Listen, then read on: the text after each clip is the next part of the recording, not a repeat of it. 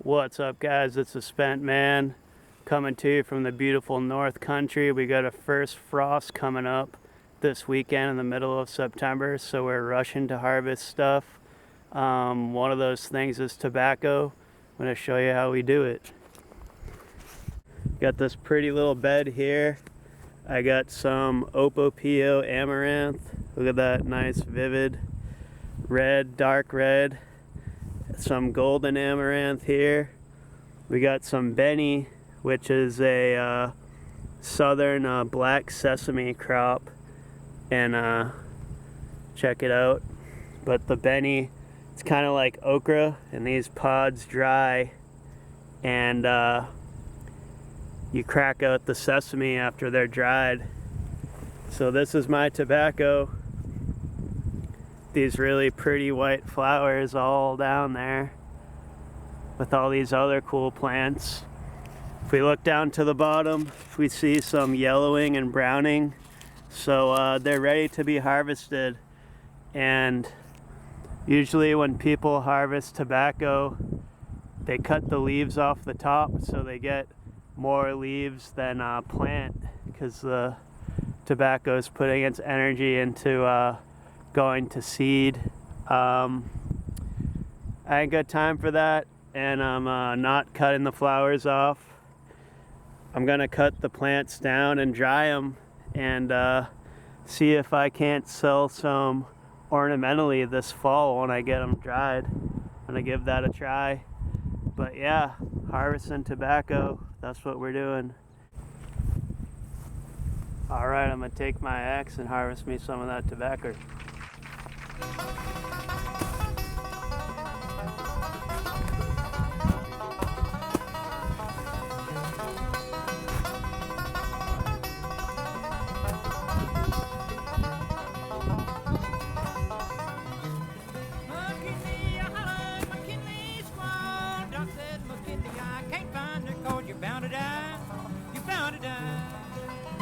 Alright, so down south, you'll see in antique shops a lot of times, they'll have tobacco knives that are just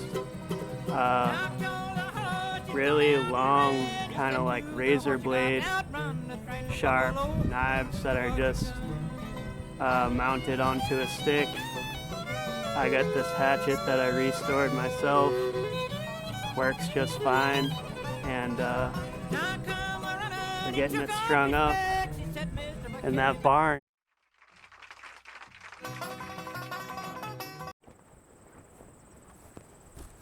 So I first learned about growing tobacco when I lived in the South in western North Carolina, and my inner Yankee was exposed when we would drive by the tobacco fields out there, and I thought they were some kind of big giant cabbage. I did a little bit of research after, and I found out that tobacco was grown up and down the East Coast, all over.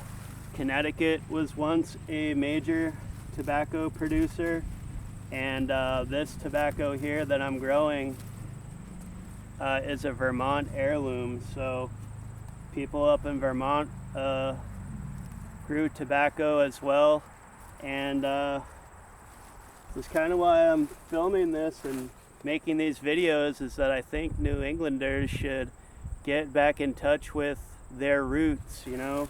I think it would benefit a lot of us New Englanders to reconnect with the food supply chain, figure out where food comes from again, and get involved in the production of it. It's great, it's rewarding. Tobacco has ornamental value. You can make your own pesticide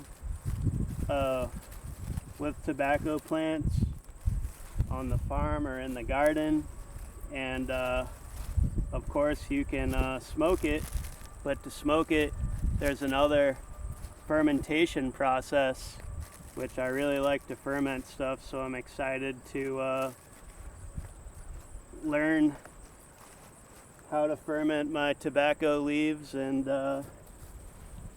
smoke that stuff, man. All right, guys, check it out. Tobacco hanging in the barn. Nice and pretty. Gonna dry that up, sell some as winter flower bouquets.